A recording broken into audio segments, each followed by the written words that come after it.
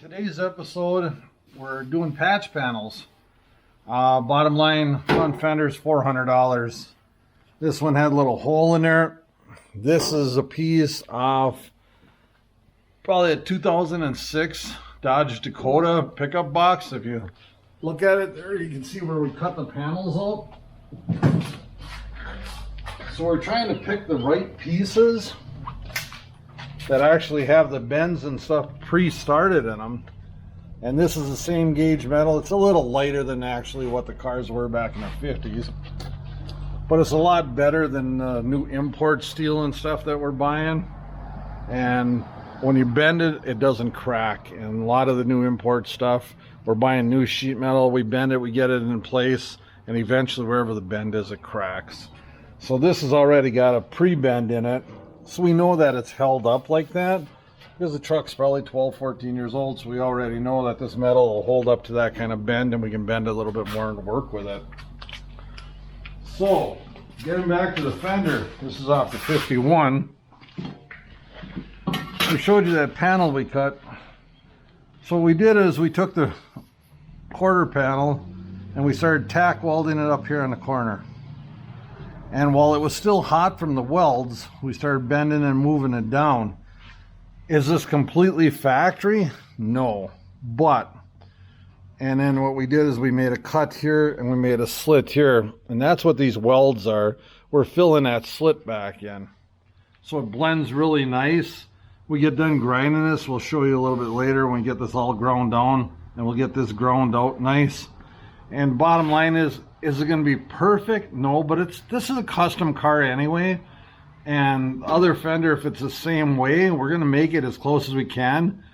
But unless you're God, which I am not, you cannot see this front fender inside the wheel well and the front fender on the other side. So if they're not perfect, nobody's going to tell. I'm telling you now, and you can look at it and say, oh yeah, that one's not perfect. Average person, never going to know. Kind of a little bit funny thing here is just the way that some of the metals off the new cars just fit right in. I mean, this is off that box and look at nice tight fit right in there. I mean, so even though body styles and everything have changed, you're talking 1950, 2014. At one time or another, the metal on all the newer cars was bent the same as the older cars. So if you look hard enough, you're going to find a part that's going to match and come pretty close. I mean, it's not going to be perfect. You're still going to have to bend and weld it in. But bottom line is the bends and stuff are pretty much the same all their lives. People just don't realize it. So that's what we're doing today, is touching this up. And we're going to clean this all up nice because we got to weld that patch in. And the cleaner the metal is, the easier it is to weld. And if there's a little bit of rust, the weld doesn't.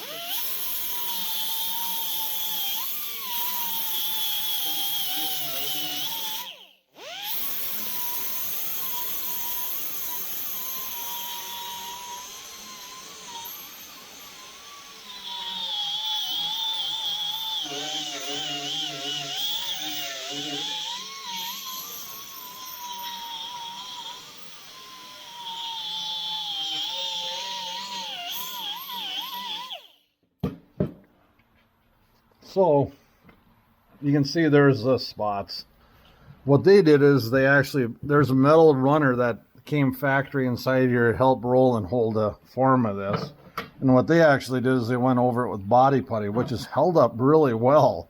So when we get down to it, we're going to grind that body putty out, put some fresher in there, and not put as thick as they did. And then we're going to go down and undercoat the heck out of this thing so nothing can come through. But we just got that cleaned up. I already know where the piece is going. And I had a real nice line there where it was going, but I just ground it off. So we're going to definitely mark it again and look at it. Yep, here's our rust, here's our rust. We got at least 1 inch on one side and more on the other side. Pencil. And speaking about pencils, here's kind of a funny one. I work for a company. I go in and out of the woods on all these different job sites, let's put it that way, and every road I go into, there's not a straight road. It's down in a resort area where there's a lot of cottages and stuff, I understand. When you're going through the road, it'll curve like this. And I run a 40-foot truck in and out of there. There's never anything straight. And then the funny part is you get to the end of the road, it's always a dead end.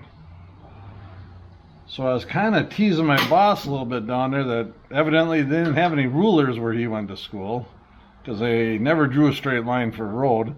And then I'm guessing what happened is, just like this one did, the pencil had broke, so they said, oh, that road's going to be a dead end. I don't have a pencil sharpener. He doesn't like my jokes, but I think they're pretty good. Most people don't even think about stuff like that. But when you're in a truck all day and you got nothing else to do, you think a lot. So that's kind of what I do, and my boss always laughs and stuff, but down deep, you don't know how funny he thinks I am. But hey, can't have fun in life, there's no sense in living. And I like to live a little bit longer, so what the hell, let's have some fun doing it.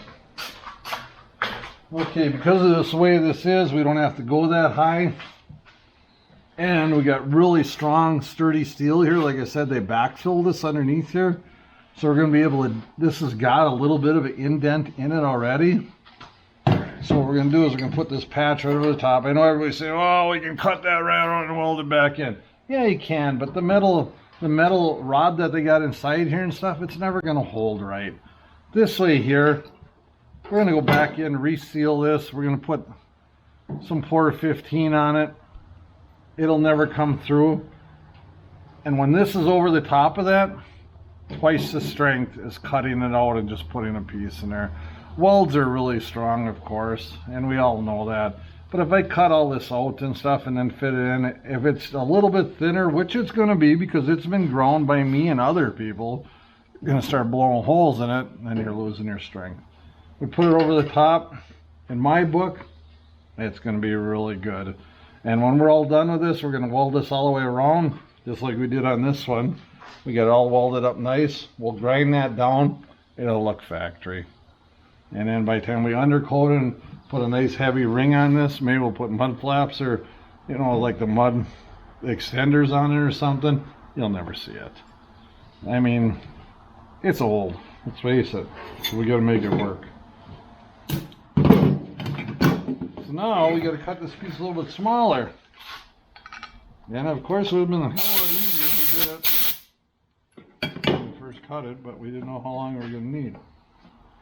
So what we're going to do to make sure that we don't have an issue is we're going to use a welding clamp.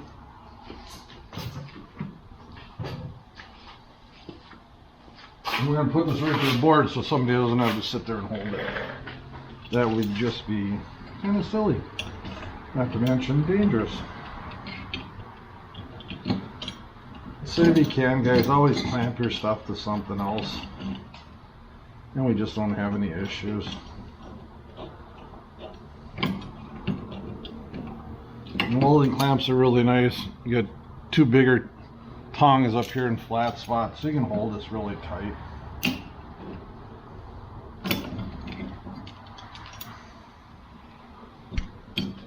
Put this one on upside down because it's got those tips on it.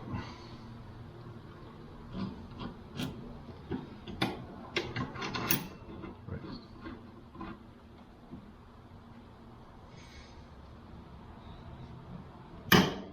Not to mention now I got kind of a straight line to cut. It doesn't have to be perfect, but we want it pretty decent. I'm right-handed. I wish I was left-handed today. It'd be a little bit easier.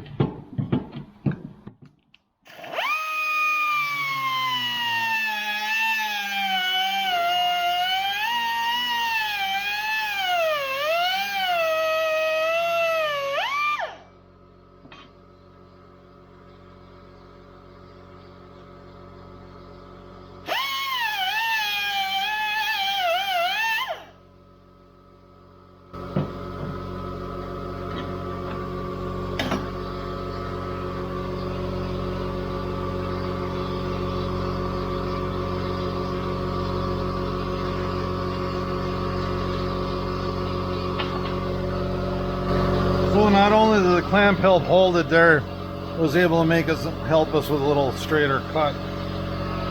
So we're going to clean that up. We don't want any rough edges on it.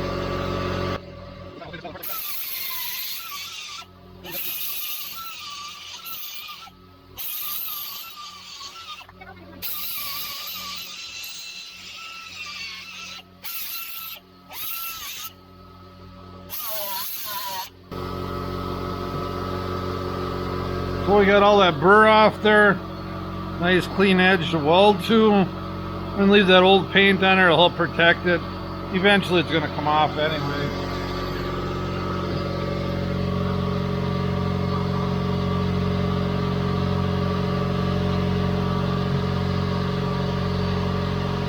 But there's our piece.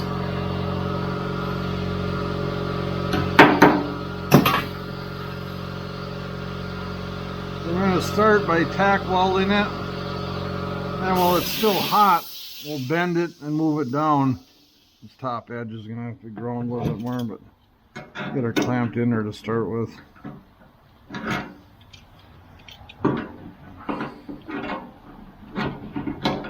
Like we said, that back has got that big heavy piece across there. So it's really kind of difficult to hold it in there.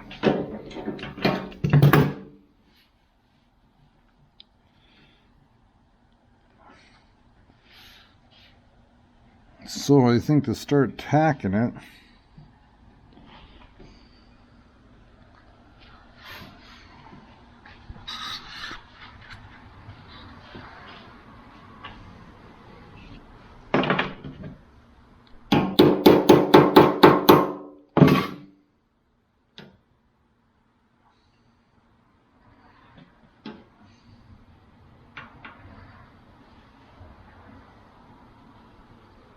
I need to roll it a little bit more in there.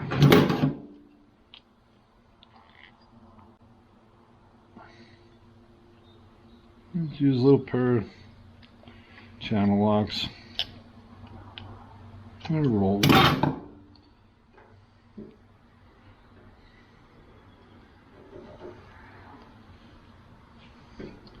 And this top part's nice and tight.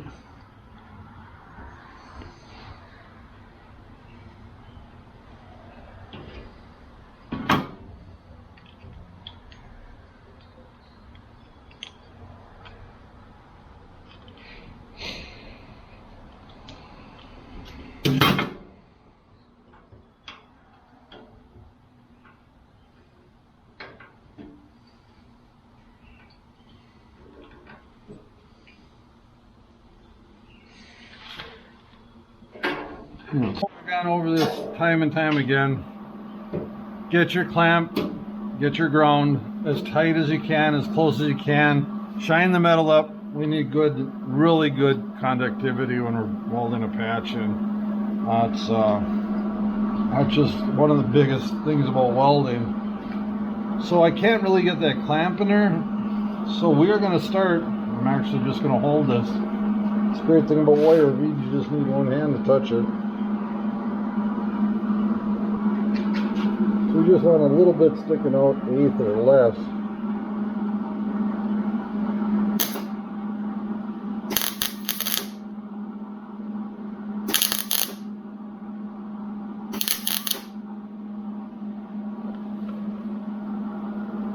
And that's all there is to it. We're just going to get it tacked and move it around little by little. You can't hold it on there too long because she'll burn. And we want to let it cool down.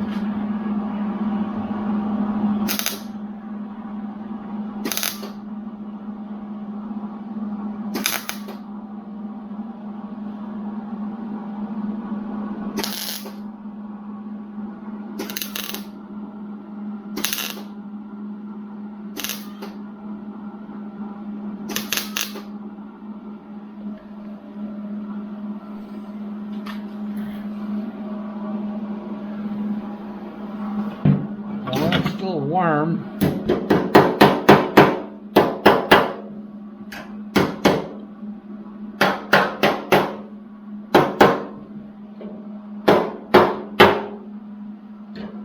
really pliable.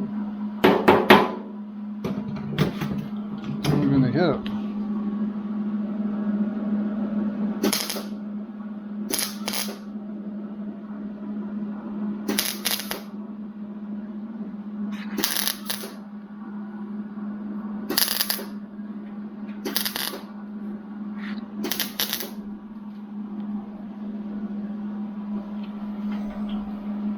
That's what we want, just little tacks in there. Keep letting it cool. It blew a little bit there. I'm just going to go back and fix it up.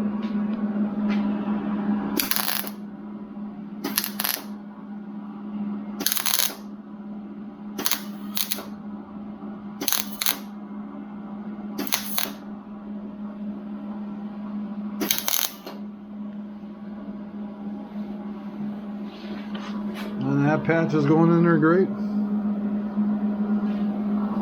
Move this up top. Finish up a little bit here on the bottom.